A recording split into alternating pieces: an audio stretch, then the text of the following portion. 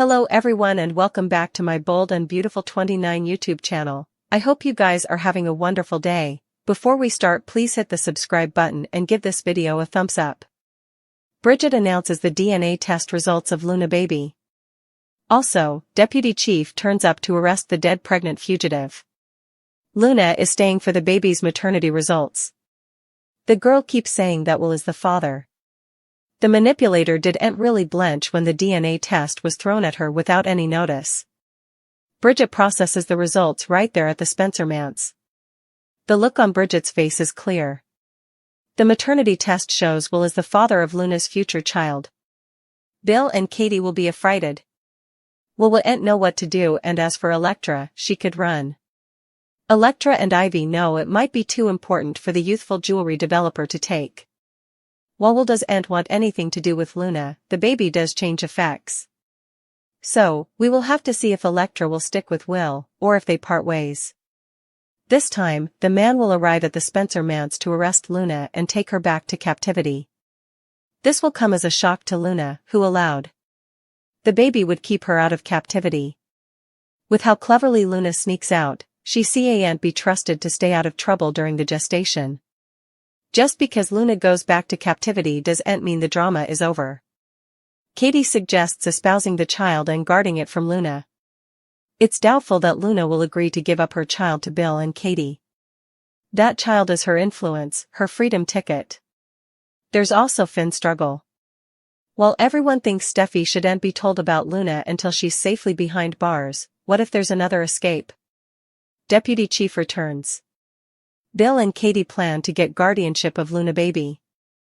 Sheila eavesdrops as Deacon tells Taylor that he needs her. Luna knew that Will was the father and kept saying so. Grounded on Luna's MO, it would be like her to tamper with the test. That's why Katie summoned Bridget. Luna thinks this will keep her out of captivity, but she has another thing coming. Indeed, though the baby belongs to Will, Bill and Katie aren't going to deal with Luna for much longer.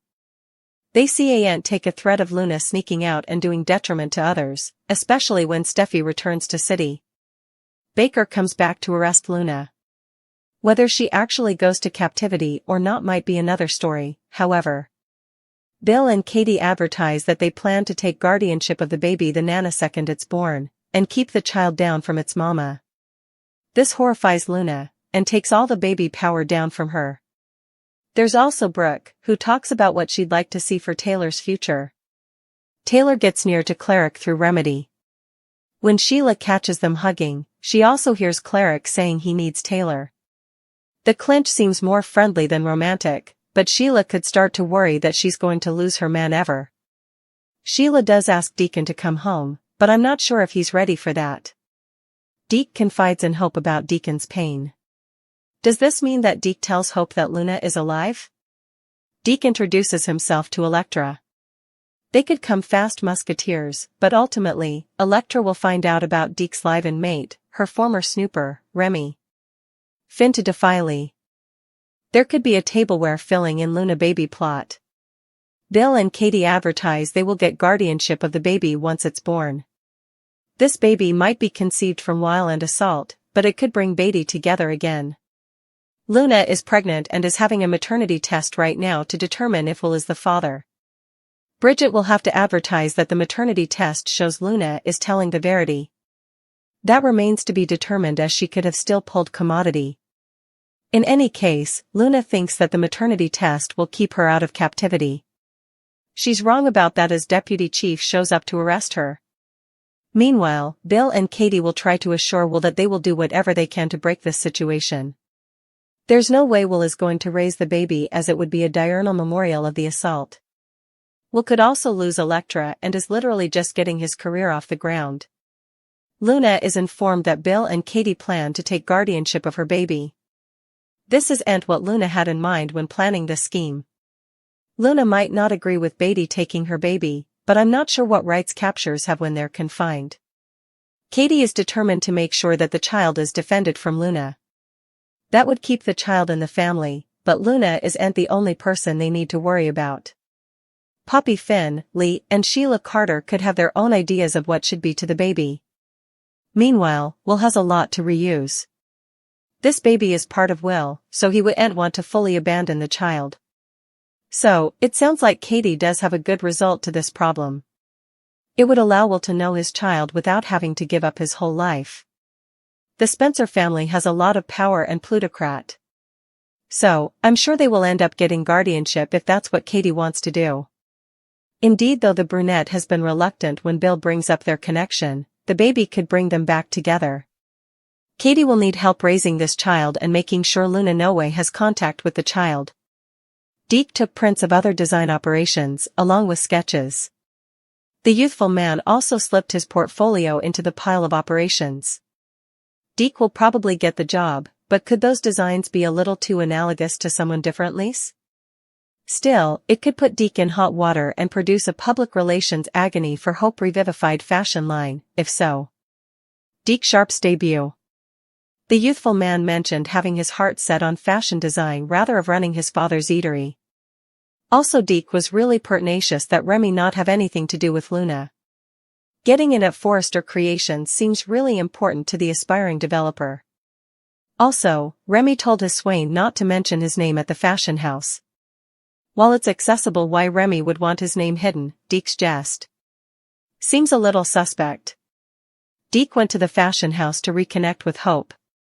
That's when he started getting really agitated talking about patterns, as well as being honest with Hope about counterculturist enthusiasm. Hope really liked the idea of moving to civic enthusiasm after her roller coaster time. Hope also mentioned she was searching for a developer to replace Thomas. Thomas is veritably talented, but effects are awkward with Hope. That surely can affect a creative person's vision. Hope mentioned to Deke that the aspirants were anonymous. Once Hope was out of the room, Deke started taking prints of operations. It seems perhaps he also took shots of other people's designs. Deke slipped his portfolio in with the operations. Hope goes through the operations with Ridge, Brooke Logan, and Carter. Deke could do a great job for Hope. Hope wants to use the designs that were in his operation? Deke might feel honored, but could worry about his secret getting out. What are the chances that Hope for the future gets called out for stealing designs? Hope wouldn't have any idea what they're talking about, but Deke sure will. The youthful man might claim that he was just inspired by someone differently's design, but if they're too close, that could mean a PR agony for both HFTF as well as Forrester Creations. Finn is having a bit of a time understanding how Luna can be alive. She explains Lee performed another phenomenon as she did when Finn was declared dead. She hopes her father thinks her rejuvenation is actually a phenomenon.